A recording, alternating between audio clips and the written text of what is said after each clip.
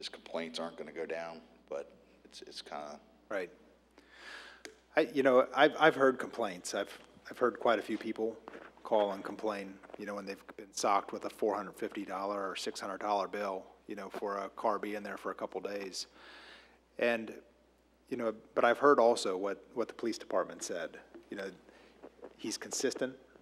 He shows up 15 minutes, and he's there, and it's every time. And the other thing, too, is that I think we've had zero report of theft from the impound lot, which is a big deal, too. So, there are some good sides to it. I kind of wonder, if he wasn't having to pay us every month, if we could either reduce the franchise fee or get rid of the franchise fee, I wonder if he could, do you think he would lower his fees? I don't think that he would.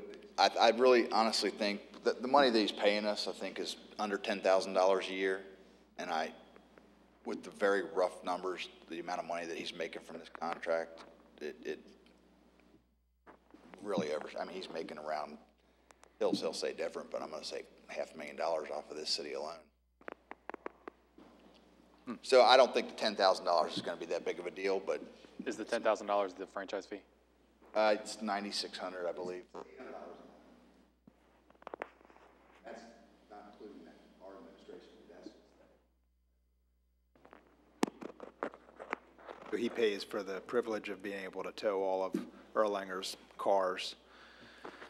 But yeah, some of the other things too, and I think Chief has mentioned some of those, but they're getting an administrative fee when they come here. Then they get another administrative fee from Mr. Thomas. And then there's the storage fees, and then there's a cleanup fee, and there's every other fee that he can think of charging. And that was the other thing that we talked about. Our current administration fee is $75 and his is $40. We implemented that at the rate that we did because it was going to put more work on us as far as paperwork and our clerks and record keeping and just the simple, every month going through and reconciliation of the records. So we thought we could lower that at least, to $50 or something, where he could collect his and we could get ours and it would offset the cost, but it would save people a little bit of money. But and we're not having to deal with angry people walking in every day. Not as much. We'll deal with them up there, but yeah, they won't be at the front door so much. All right. Let's get more. I would just hate to see him become complacent, like that he felt like he had it all sewed up and that it was going to be his no matter what he agreed to. Well, and that's these things that we want to. He's very rigid. He's not very flexible at all. So I think. That's because he's got it sewed up. Right, and I think if we ask him to do these changes through Mr. Gatlin, through Mr. Fields and the mayor, he's either going to do them or we will put it out to bid, and then he's in jeopardy of losing that very lucrative contract that he's in right now. I think that he'll be more than willing to be compliant. If not, then we'll go out to bid, and whoever wins, wins. Thank you. All right. Thank you, Chief. I have to close it by telling one story. Okay, because I know it sounded like we were up here maybe defending him, but this man standing to my left actually threw him out of this building. Okay, so I just want everybody to understand where we're dealing from and how we've been dealing with this, okay? That it has been a constant source of irritation, and it always will be. I don't think we'll ever get rid of it, but... I threw it out very nicely. Yeah, okay, whatever. So we have dealt with this for quite a while, and then I think control is the whole thing. I couldn't leave it alone. I had to say that because you were standing here. That's what brothers do. Can we go next? Yeah. This issue's been one we've been talking about for a long time when we're talking about having a vent permit, some kind of permitting method. And this really came to light last year. And last year came to light because we were getting so many requests for 5K runs. And, everybody's using these as a fundraiser. So we don't have anything in place. You know, and I know that Mr. Bogart with the streets, we talked about this last year. Within a span of about 3 weeks, we had like 4 different organizations wanting to do 5K runs on our streets. And it was like, okay, wait a minute. You know, how are we gonna provide safety? How are we gonna do all these things? So it became an issue at that point in time. It kind of fell off after the fall got here and all the 5K runs and all those kind of things went away. Then all of a sudden it reared its head when they started talking about block parties. Now all of a sudden we're getting all of these requests for block parties. Well, looking around and seeing what other cities were doing, I sent out at least Covington's to Ms. Kyle and Ms. Sedkamp for them to look at and see. I wasn't advocating that we do that by any means and looking at it in depth as it is. I'll tell you what, the city of Florence does absolutely nothing with block parties. They don't allow them. You're not allowed to have a neighborhood block party and close down their streets. I think that we open ourselves up when we start allowing neighbors to close streets, and all of a sudden we're now taking responsibility for that conduct that they, maybe it occurs on our streets. Somebody is partaking of whatever, trips on, in the middle of our street, falls down, guess who's responsible? Our insurance company has even said that if in fact we are going to do something like that and allow that we need to be indemnified from that and let them have an insurance policy to do that. If you read in Covington's, it has some of that. That's why the city of Florence doesn't even allow them to happen. They don't sanction them to happen. So we're more interested in not even going down that path and looking at a permitting kind of issue for those kind of things, parades. This past year, it was the first time that there was, I guess, what do you call that, Rick, when we closed down Dixie Highway? The encroachment permit from the state for the Memorial Day parade. We'd never done that before, but the city of Ellesmere did it this year. Anytime we close down Dixie Highway, we're supposed to get one of those. These are doing this work out here, they're supposed to get one of those, and you have to apply for those. Be the same thing.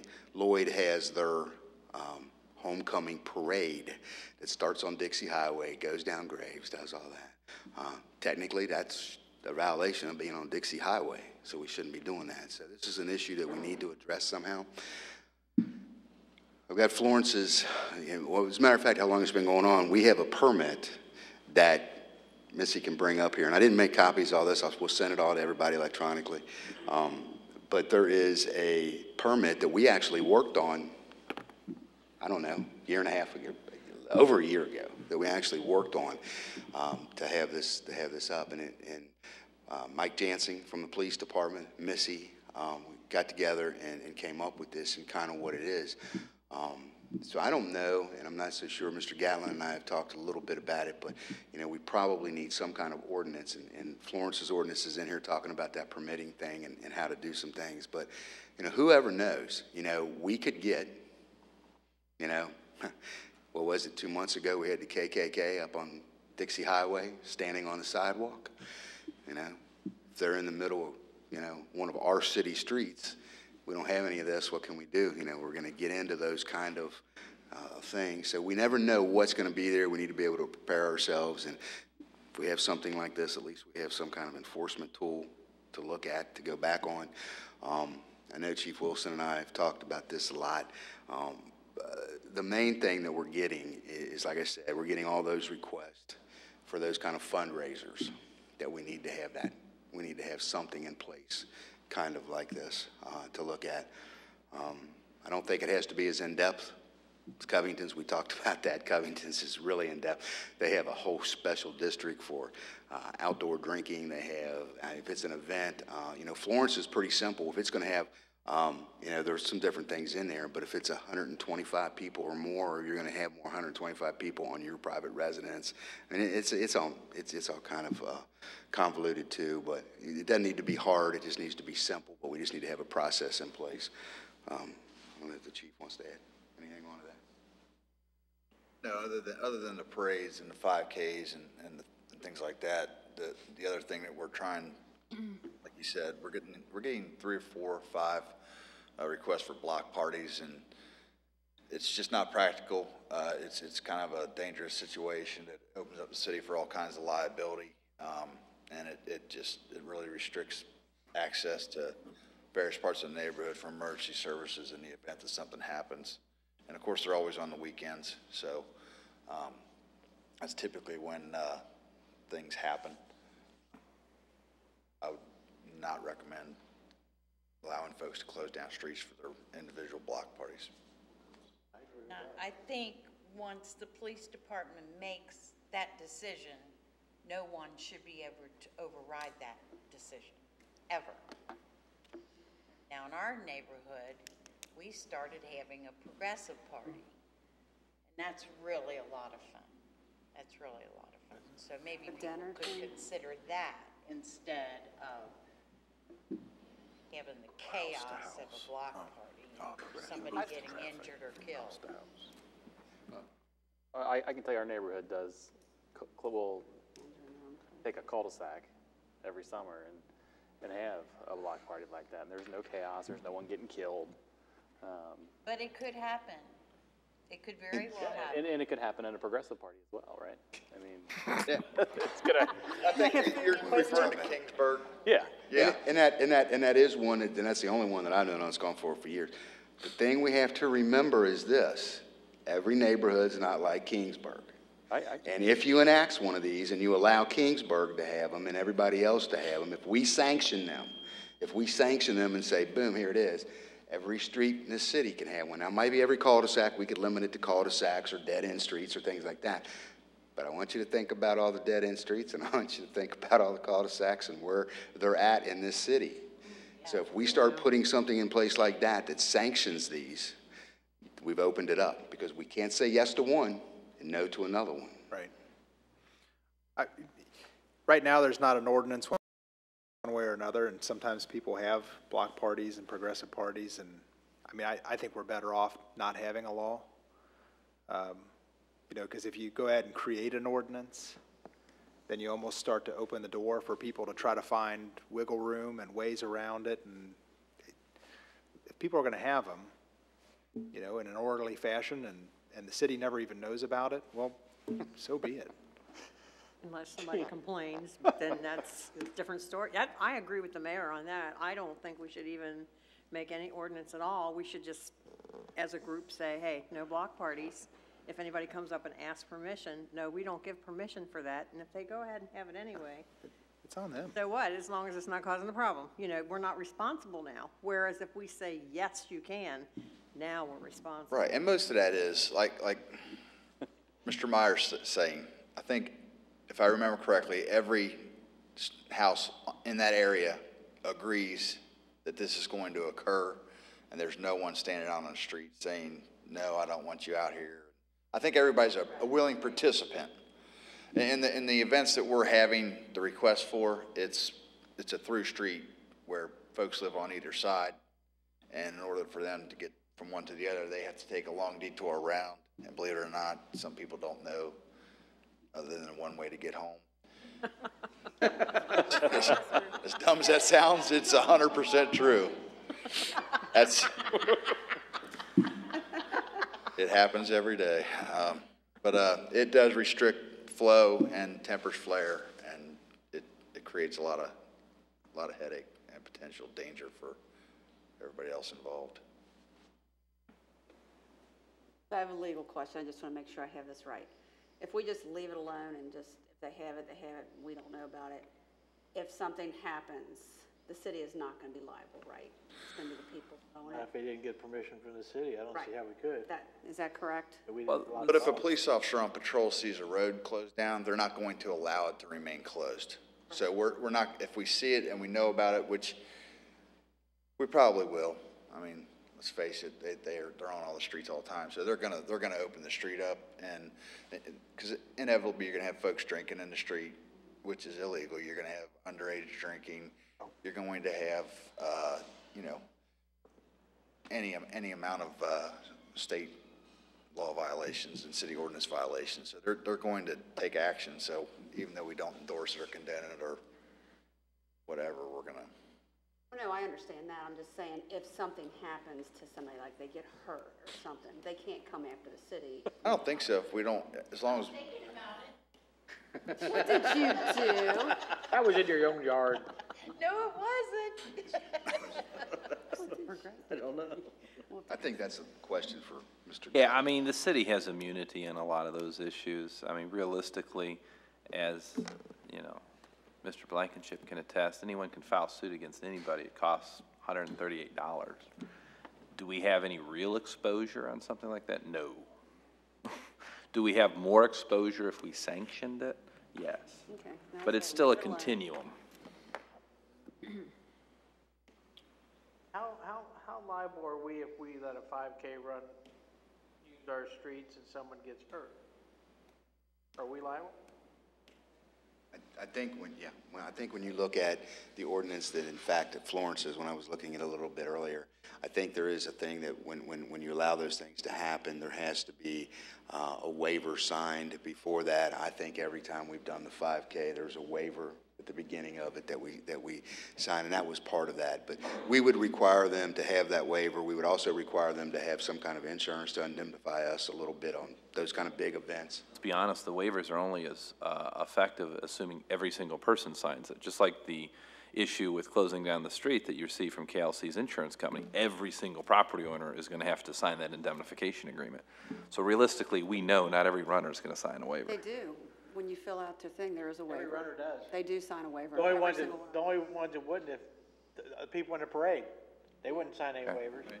But actually in a 5K run, it is on your application that you do sign a waiver, but I just didn't know if we were liable at all, even if they signed a waiver. I think we're liable anytime. I think. Honest True, with you. I mean, I don't think we can ever indemnify ourselves completely. We're going to be liable. Yeah.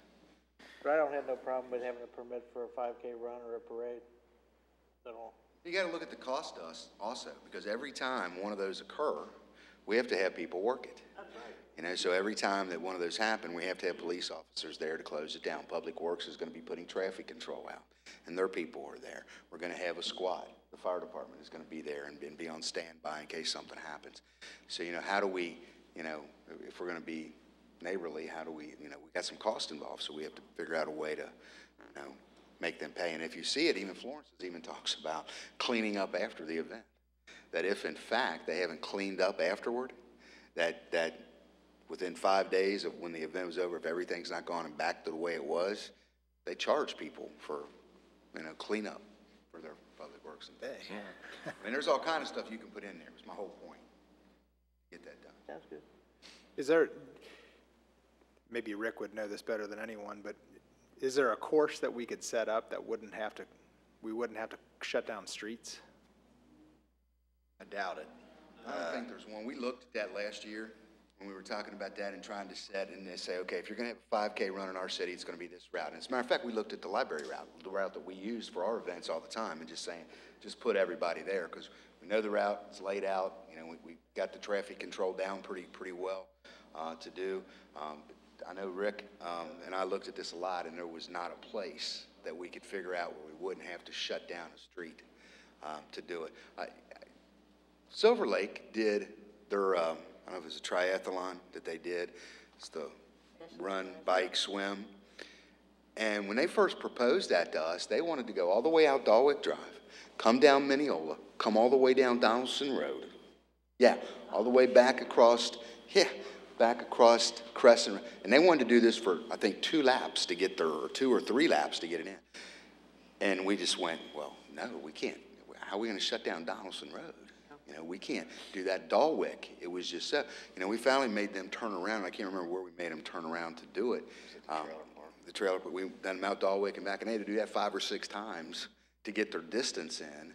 But it was the less hazard, you know, the least hazard that we could put up with. So it's, yeah, it would be great to have a route designated. This is our route to do this. That's what we should try to strive to do. But we're still going to have to shut down something. Put Corinne in charge. No. Yeah. She's a runner. Right. Yeah. Poor Florence had their honor run last year during Christmas holiday shopping on a Saturday and had to close down part of Mall Road. Oh, my God. My brother ran in that. It's not good for him. It's Houston Road too. Yeah, Houston and Mall Road And then the Arrow road, Park. the new road, the Arrow, coming across Arrow. So this year it's on a Sunday. I went out there on a Saturday and I thought, oh, what the hell is going on? It's like, oops, somebody didn't think this through.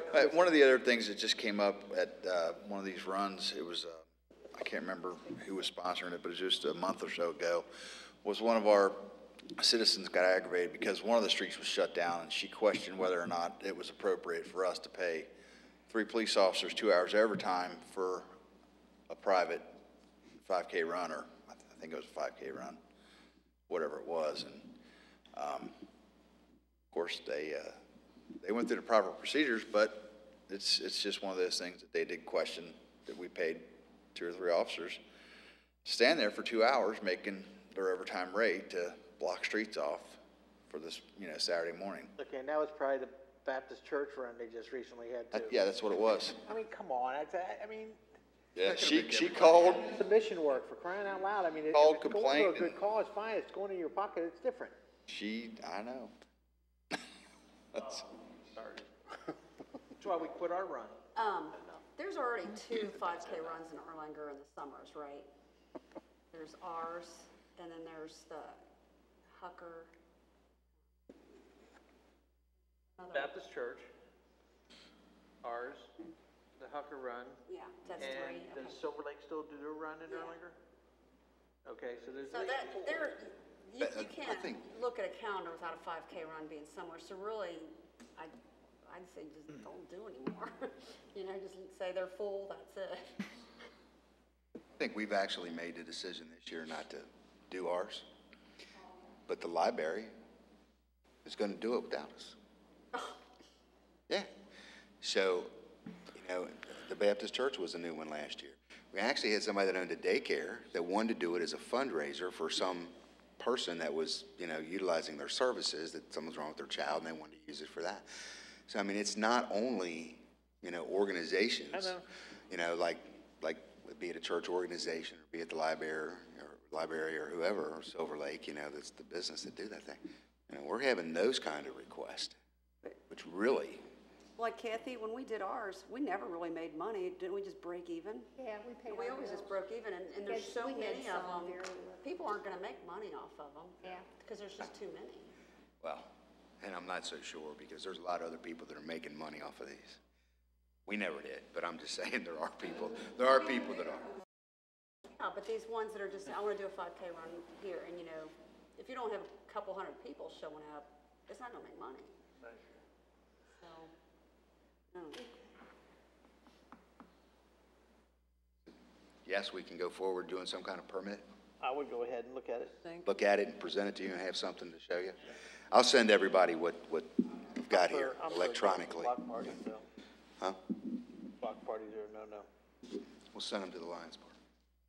As long as I can have mine this year, then we'll stop them.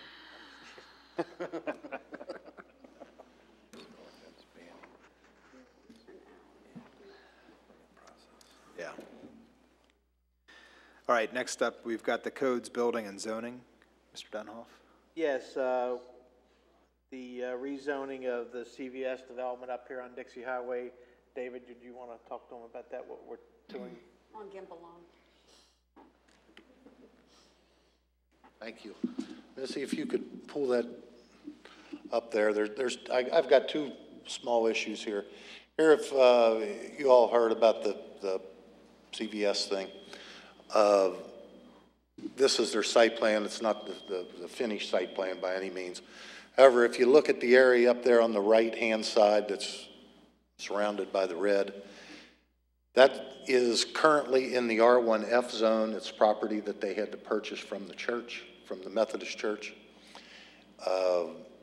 The rest of their property is in the neighborhood commercial zone, which is a use that they need to operate this facility. So therefore, they are requesting that area in that red area that we file an application to rezone it to neighborhood commercial to include it in the rest of their property. David, is that the parking lot off of Graves?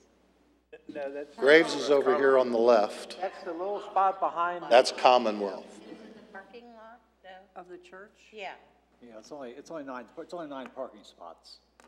okay, but I'm just trying to identify what that is. Yeah. You remember, we changed that for the church to be able to do that. Yeah. When they bought it from the guy that used to own the property there.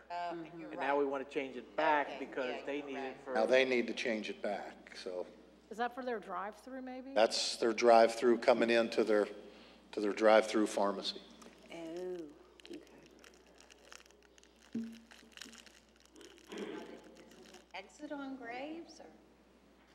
Well, they'll have an exit. What they're proposing now is that it still has to go through the highway department to get all their curb cuts and all their access approved, but they'll come out on, they've got an access point on Graves, they got one on Dixie Highway, and they got one on Commonwealth, is what this is proposing. We're like, well, no, Walgreens only got 2. They'd be better off to have a no left out of there on Graves. They'll never get out onto Dixie Highway. That'll be a wreck waiting to happen day after day. Yeah, well, that's, Yeah. they still have to go through that process, that's. Yeah, wow.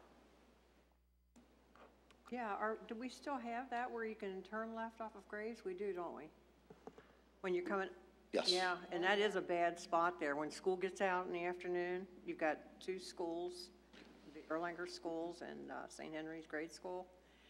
I've seen some accidents there because of that. It's really hard to turn left there. Well, that'll go through that process. This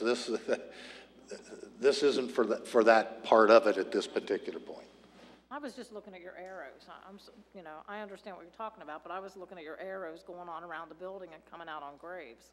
Does anybody have an issue with us changing the zone? No. No. Okay, Now, we'll but make see, it look at that one spot over there, that arrow is going 2 ways. Yep. Red box. Yeah, that you can come in and. The next one we have is a request for an outside storage. In the Industrial Park 1 zone, this request come from the folks in the Palm Beach building on Kenton Lands Road. There's quite a few different businesses with the folks who have purchased that building. Currently in there is a pallet place. They rent pallets, they lease pallets, they sell pallets. They would like to be able to store them outside, some of them, provided that they are screened from view from adjoining property and from the right-of-way. That zone, as I said, is in the IP1 zone. It does permit outside storage in certain conditions. For example, it allows, like that zone permits contractors' offices and accessory storage yards where people can store their equipment, they can store supplies and that sort of thing outside. It also allows the building materials sales yards and such. This is a finished product, therefore it's considered a finished product and something they're selling, so therefore they're not allowed to store that outside. So they're asking that we amend that section of the ordinance to allow outside storage provided it's screened from view. The racetrack's out, huh? The racetrack's out. Never heard that. Shoot. Yeah, they opened it, yeah. Of course they did. We were all excited Daggone. about that. Yeah, that would have been awesome. The pallet place is in operation currently, there now. They're storing inside, they brought in, now they're storing them in tractor trailer things down there now, and so that's what this is right next door, this property, as you know, is right next to the property that we were talking about earlier, where we changed the zone to allow the storage of outside, for vehicles, for Mr. Thomas's airport towing business. We'll make a recommendation. I just bring that up, that I got that request recently, and I knew we were meeting tonight. I thought I'd bring it up just at this meeting, just to let you know what was being requested, and to generate some discussion if you all had any. We'll bring that up next week. As long as it's, yeah, as long as it's screened. All right. Thank you. Okay? Thank you, David. Thank you. While Mr. Fields was talking, I went back and tried to pull up that resolution I was talking about earlier. I realize why Sherry hadn't sent this out or printed it out. The actual resolution, I'm just bringing it up to see if anybody else is having this issue. Try to open up the doc, and it'll bring up the first page, but then it says, whoops, there's an error opening this document. Is anybody else getting that inside Google? You're getting that? I can't print anything. I can't print anything. I open it up to print it, and it says, you can't do this. I'm like, well, I know I'm not real smart, but I thought I could. Yeah, I wasn't able to print it either. Mr. Getz had put together that, I don't know how many of you might be familiar with Bill Getz, but he had put together that resolution. And he also had a letter too, if any of you want to see this regarding that resolution. I've got it if you want to see it after the meeting. So that being said, are there any other items that anybody would like to discuss? All right. Can we go ahead and adjourn the meeting? All right, meeting adjourned.